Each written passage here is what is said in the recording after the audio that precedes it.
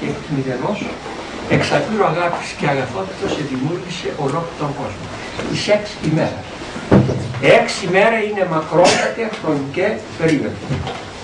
Τελευταία, ο Άγιος Θεός δημιούργησε την κατακλείδα και το επιστέγασμα ολοκλήρου της δημιουργίας, το τελειότερο και ευγενέστερο εξών των δημιουργημάτων, την κορονίδα της δημιουργίας και των μικρόθεων επί της γης, κατά των σοφών επίσκοπων νης Άγιον Γλώριον, τον άνθρωπο.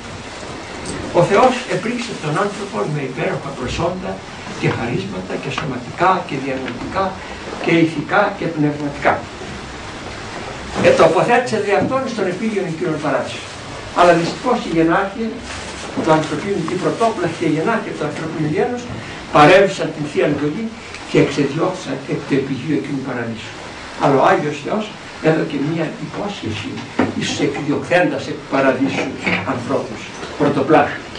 Εις χρόνων άγνωστον εις αυτούς θα αποστείλει το δεύτερο πρόσωπο της Αγίας Τριάδος, τον Κύριο Ιησού Χριστόν, ο οποίος θα σώσει τον άνθρωπο από την αμαρτία και τον Άγιο Θάνατο. Είναι το γνωστό πρωτευαγγέλιο, το οποίο περιέχεται στο 3ο κεφάλαιο της Ανέσου. Ήρθε ο Κύριος και επί μια ολόκληρη τριετία εδίδασκε τον Λόγο του Θεού, εφώτιτα των ανθρώπων, απεκάλυψε τα σωτηριώδης αληθείας με τον παρσθενή του λόγου και την παρσθενικό του δύναμη εθεράπλητα φοβερά και ανία τα νοσήματα και πολλούς νεκρούς επανέφερε στη ζωή. Αλλά δυστυχώς και μετά την ενανθρώπιση του Σωτήρος Χριστού, ο άνθρωπος εξακολουθεί να προάγεται και να προοδεύει στο κακό και στην αμαρτία. Πολλοί από εμάς, κληρικοί και λαϊκοί, είμεθα άδικοι και αμαρτωλοί. Πολλά ξαμαρτάνομαι και παραμένουμε της Αγίας του Εντολάς, αλλά δυστυχώς δεν μετανοούμε. Ή μετανοούμε αντικρός και υποκριτικός. Δύο είδους μετανοίες υπάρχουν. Η αληθής και ειλικρινής και η ψευδής και ανηλικρινής. Η πρώτη σώζει, η δευτέρα είναι ομοφιλής. Μετά, τι είναι μετά, είναι η εσωτερική μεταβολή των φρονημάτων και των σημάτων του ανθρώπου και δια των έργων εκδήλωση της δικαιοσύνης και της αγάπης και προς τον Άγιο Θεό αλλά και προς τον ανθρώπο. Είναι η μόνη θύρα της σωτηρίας, η μετάνοια. Η μετάνοια είναι ασθενή και τεθλιμμένη οδός, περί της οποίας διεξοδικότητα ο Κύριος ομίλησε στην μηνώδη του όρου βιβλία και η οποία ασθενή και τεθλιμμένη οδός ασφαλώς, ασφαλέστατα φέρει τον άνθρωπο στον Άγιο Παράδεισο. Τέλος, κατά τους Θεοφόρους και της Πατέρας, μετάνοια είναι το δεύτερο ούτως συμπάθημα για τον άνθρωπο να γεννά. Αυτή η μετάνοια είναι η βαθία συνέστηση της ενοχής της αμαρτίας και μάλιστα η ριζική απόφαση και η εκπλήρωση του νόμου του Θεού. Η αμαρτία είναι καταπάτηση του θέλημα και κατακολουθία εξαιτία των παραβάτων στην ειδική οργή της αδεκάστου δικαιοσύνης. Για τούτο, ο θρυλικός ψαλμοδός της Εκκλησίας μας, ο υψηλπέρ της προφητάνε δηλαδή, δια των φοβερών δίπλων αμάρτημα, της μοιχείας και του φόρου του αξιωματικού ουρίου, πάντοτε φόροι προς τον Άγιο Θεό. Σήμωνο ήμαρταν και του πολυδρόνου με πρώτη επίσης. Ούτε δύνατο ο χριστιανός να επαναπάρξει στην λύση, αν μεν αποφέρεται. Τα μεγάλα και βαρέα αμαρτήματα πράττεται τα μικρά και φαινομενικός ελάχιστος, διότι και η φαινομενικός ελάχιστος εντολή είναι θέανομα του Θεού και η παραβασής της καθιστά την άνθρωπο ένοχον ενώπιον του Αγίου Θεού. Ώστε αν μιλήσει μία των ελαχίστων και διδάσκει τους ανθρώπους, ελάχιστο την διαβασία των ονών, διδάσκει ο Θείος Διδάσκαλος στο 5ο κεφάλαιο του κατά Ματθαίον για τον Ευαγγέλιο, δηλαδή στην μηνώδη εκτός άλλωστε τα μικρά λεγόμενα αμαρτήματα του τον δρόμο στα βαρύτατα και στα θανάσια και φέρνουν τη θρησκευτική πυκνότητα και αποθούν τη χάρη του πνεύματος, όταν σκότος βαθύ επέρχεται εις την ψυχή του άνθρωπου.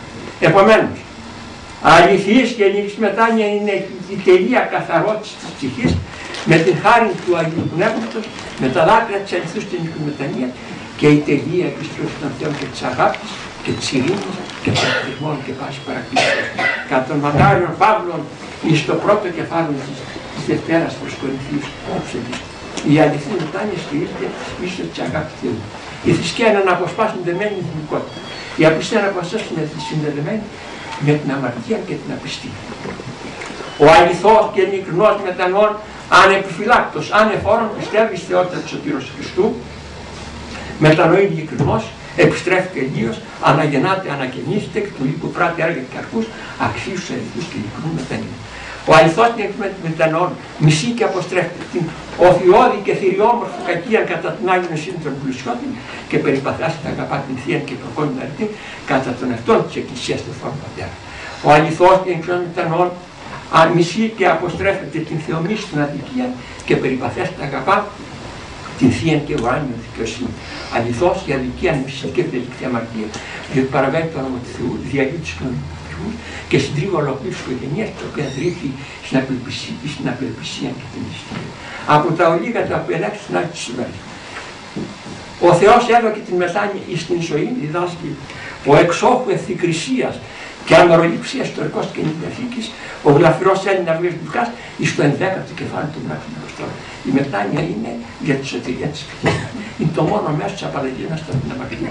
Η μετάνοια καθαρίζει την ψυχή μας, η μετάνοια φέρει την γαλήνη και την ειρήνη εις την ταρσωμένη καρδία του ανθρώπου από τις αμαρτίες και τέλος πλησιάζει εν Χριστώ εις τον Θεό των χριστιανών, χαρακτισμένη την καρδία υποχυνής πονηρά κατά τον Μακάριο Παύλο στο 10ο κεφάλαιο της προς Εβραίους επιστολής. Συμφέρον όλων μας, κληρικών και όλοι φύγαμε τον δρόμο του Θεού, να μετανοήσουμε να λιθώσει ειλικρινώς. Όχι ως μετανόησαν οι δύο ασεβέστατοι βασιλείς των Εβραίων και των Αιγυπτίων, ο Αχάβ και ο Φαραώ. Θα γνωρίσουμε ειλικρινώς μετανόησαν οι δύο κολικά Απόστολοι. Το στόμα του Αποστόλου Παύλου, το στόμα του Αποστόλου Παύλου, το κορυφαίο του Απόστολου Ελπίδος ο Πέτρος και το στόμα του Χριστού, το κορυφαίο του Αποστόλου, για να μείνει μονίμως στην ψυχή μας ο Κύριος ημών Ιησούς Χριστός. Αν μετανοήσουμε ως μετανόησε η πόρνη εκείνη η γενή, η οποία με δάκρυα προσέπεσε παρά τις πόδες του Κυρίου και τις οποίες συνεχωρήθησαν με αμαρτία πολλέ, διότι κατά βολαθινών Έλληνα Αυγής η γάπησε πολύ. Αν μετανοήσουμε αληθώς, ειλικρινώς καρδία. Θεός ου μη κτηρίζεται, διδάσκει ο Απόστολος Παύλος εις το 6ο κεφάλαιο της πρώτης γαλάτης επιστολής. Η αληθής και η ειλικρή μετάνοια, η οποία απαραίτητος πρέπει να συνοδεύεται από τα έργα της αγάπης, της δικαιοσύνης, της ταπεινοφροσύνης, θα ανοίξει η μετάνοια αυτή τα σπήλα στον ουρανό και θα τύχουμε τις ενίδες και αγγέλους. Εάν λοιπόν θέλουμε να γίνουμε καλύτερες ημέρες και εμείς αμαρτήσαμε περισσότερο από εσάς, πρέπει αγαπητοί μου να ζούμε και να πολιτευόμαστε σύμφωνα με το θέλημα της Παναγίας Τριάδας. Να εφαρμόζουμε στη ζωή μας ολόκληρο τον Ευαγγελικό νόμο, το οποίο Ευαγγελικό μου Στεφανόπου και αποκορυφώνεται είναι οι δύο κορυφαίες εντολές. Η ταπεινοφροσύνη και η αγάπη προς όλους τους ανθρώπους και προς αυτούς τους εχθρούς μας. Αγαπάτε τους εχθρούς μας και αγαθοποιείτε είναι κορυφαία εντολή του Κυρίου, η οποία περιέχεται στο 6ο κεφάλαιο του Κανονικού Ευαγγελίου. Δεν τα κάναμε αυτά, πατριάρχης να μην δεσπότης να την κόρησε. Αυτά που σας είπα είναι η αλήθεια. Δεν σας είπα για εσάς, τα λέω τον εαυτό μου. Και εγώ όλοι αμαρτωλοί, αλλά αμάρτης μόνο ο Κύριος. Θα πάτε τώρα κάτω, θα πάτε με το καλό, θα σας κάνω καφεδάκι, ευχαριστώ. Τώρα περιμένετε να ξαντρώσετε.